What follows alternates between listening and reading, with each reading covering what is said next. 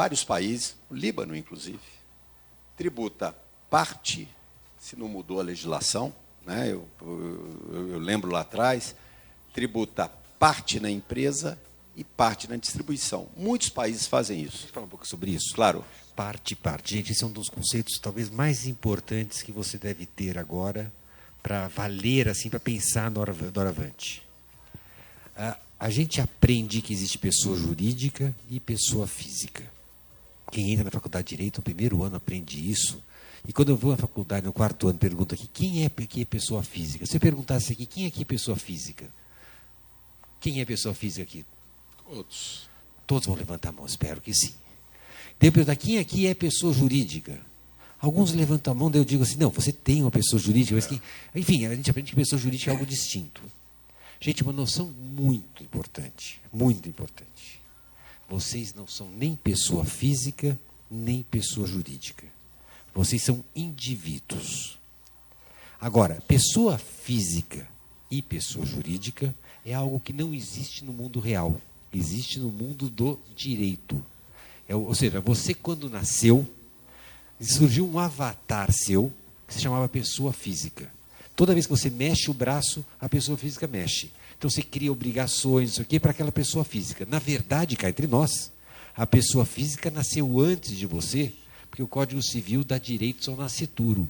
Então você nem existia e já podia receber doações, para você ter uma ideia. Então a pessoa física, aquele centro de imputações, surge antes de você. Você vai morrer e a pessoa física continua, chama-se espólio, até que haja partilha. Então, pessoa física está no mundo do direito, você é indivíduo. Certo dia você fala assim, quer saber de uma coisa? Isso não tem muita graça. Eu quero ter 2 avatares. Então você cria a pessoa jurídica. Então agora você, cada vez que você assina, você diz, estou obrigando a pessoa física, estou obrigando a pessoa jurídica. E assim vai, pessoa física, um monte de pessoas jurídicas. Você vê aqueles grupos enormes, não sei o que e tal. Só existe o indivíduo. Para você ter uma ideia, para ficar muito claro, imagine que você tem um grupo empresarial, que você tem a pessoa física, que detém uma pessoa jurídica A1, A2, A3, A4, A5. Imagine se você considerasse que cada um desses tivesse uma renda separada.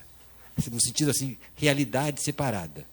A renda da 5 é a renda da 4, da 3, da 2, porque tudo vai subindo a uma renda só. Ou seja, só existe uma realidade econômica, só existe um indivíduo, mas no mundo do direito a gente vai apartando em várias pessoas físicas e pessoas jurídicas. Por que eu quero dizer com isso? Só existe capacidade contributiva do indivíduo. O imposto dói no indivíduo. Se ele paga com bolso direito, que se chama pessoa física, ou com bolso esquerdo, que é pessoa jurídica, dói do mesmo jeito. Por isso que o Rachid foi a parte técnica, para falar assim, não, que a gente recolhe uma parte na física e parte na jurídica. É exatamente isso. Quando você falar sobre qual é a carga tributária que o indivíduo teve, some a pessoa física e a pessoa jurídica. Existem modelos que fazem, como nós temos até agora tivemos, toda a tributação na jurídica e não tem na física. Existem modelos que fazem exatamente o contrário. É muito comum e saudável que nas sociedades de pessoas, as que a gente chama de partnerships, sociedade de médicos, de advogados liberais, é muito comum que você encontre o contrário. Você não tributa nada na jurídica, apura como se fosse, considera distribuído para as pessoas físicas e tributa na física. Qual é a vantagem? Porque eu posso aplicar a tabela progressiva, eu posso aplicar cada um de uns modos. É muito comum. Agora, existe outro comum, que é o sistema clássico que a gente chama, que eu tributo na jurídica e depois na distribuição. Mas lembre-se, a carga tributária tem que ser a somatória. O que eu não posso fazer, sob pena de mentir? É dizer, rico não paga imposto no Brasil, porque, afinal de contas, a pessoa física está isenta. E omitindo, eu vou usar assim, omitindo, não sei se é, não quero usar a palavra má-fé, mas escolhe um nome melhor para isso. Mas chamando a gente de tonto, quando diz, rico no Brasil não paga imposto, e não considera que o tal do rico é aquele indivíduo cuja pessoa jurídica pagou imposto. Pagou muito, pagou pouco, é outra discussão qual é a tributação da pessoa jurídica. Mas não é certo, tecnicamente, você dar uma ideia de que no Brasil rico não paga imposto, porque o Jorge sabe, eu ouvi recentemente, em público, uma pessoa altíssima da Receita Federal dizer que a carga tributária dos ricos no Brasil é de 2%. Eu fui obrigado, alguns me conhecem aqui para saber que eu não sei ficar quieto, não sei ser educado, porque eu estava na mesma mesa. A pessoa falou isso, e eu usei com aquela expressão clara. Eu truco. Falei, eu quero ver esse número. Porque, para dizer que é 2%, está considerando só a pessoa física. Não está considerando a pessoa jurídica. Porque o rico é o rico ao todo. Eu volto, aquilo que eu dizia há pouco, quando a gente olha só a pessoa física, a gente não está olhando a riqueza como um todo, tem que considerar os dois. Então, até comentei, falei assim, em particular com essa pessoa da Receita, falei, se você tivesse dito que a carga tributária do rico era de 12, 13, eu não ia duvidar, porque eu não tenho o número disso, eu não sou economista, gente. Mas 2% eu truco. Esse ponto comentado, lembra que eu comentei aqui, a tributação da renda de uma corporação, existe várias formas, e aqui já foi dito. Vamos citar essas três que você mencionou. Concentra tudo na jurídica, como nós fazemos, concentra como na física, como era lá no passado a sociedade civil, né? Mas nós tivemos no Brasil, lá atrás, chegamos a ter isso por algum tempo e, infelizmente, abandonamos.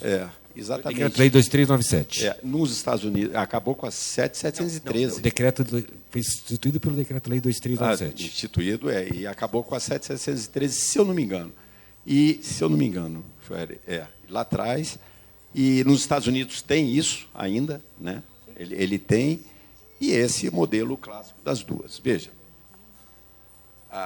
o caminho que o projeto de lei está sendo trilhado pelo projeto de lei é para voltar à tributação dessas partes. E acontece o seguinte, lá atrás, havia um apelo, uma demanda na classe política muito grande para adotar esse mecanismo de tributação no momento da distribuição de dividendos.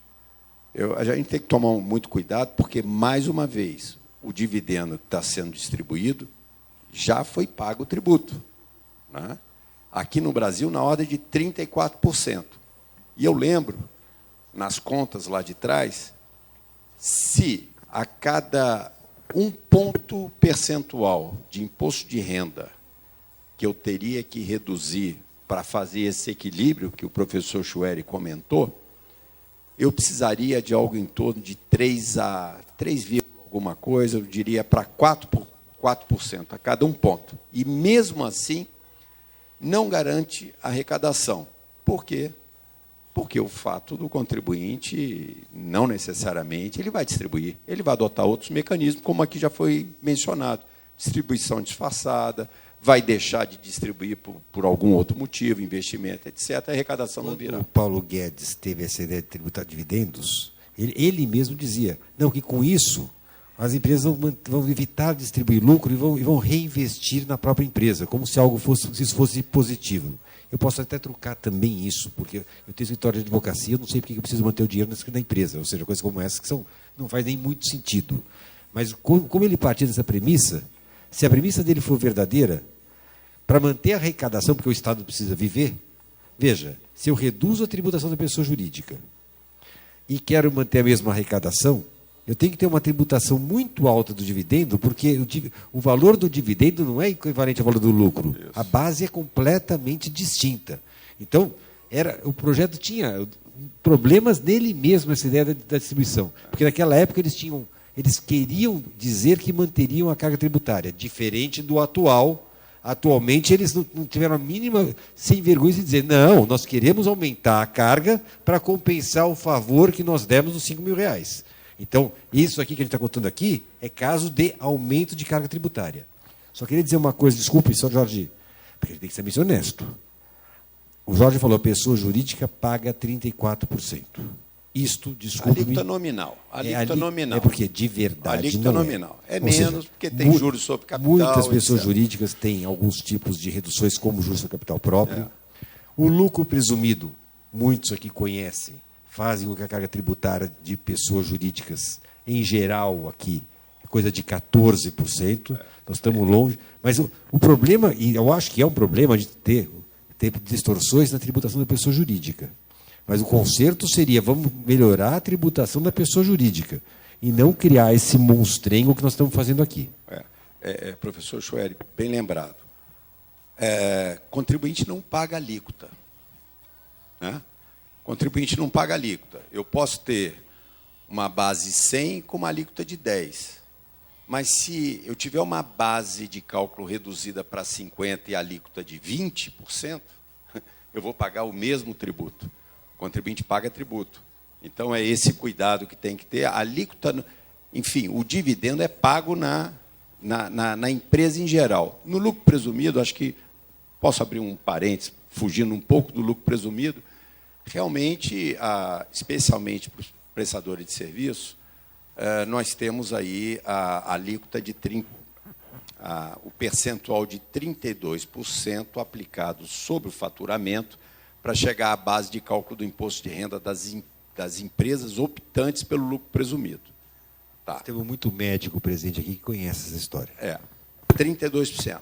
Acontece que, se a empresa fizer a contabilidade, ela pode apurar um lucro, aí, esses 32%, aí apura a contabilidade, e essa contabilidade, o custo vira, por hipótese, 20% do que se arrecada, do que se fatura, 80% é distribuído. E aí que vem a distorção.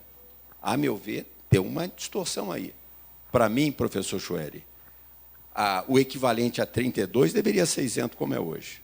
Agora, o que ultrapassar 32 até o valor distribuído deveria ter uma tributação. Mas, bom, vamos voltar aqui.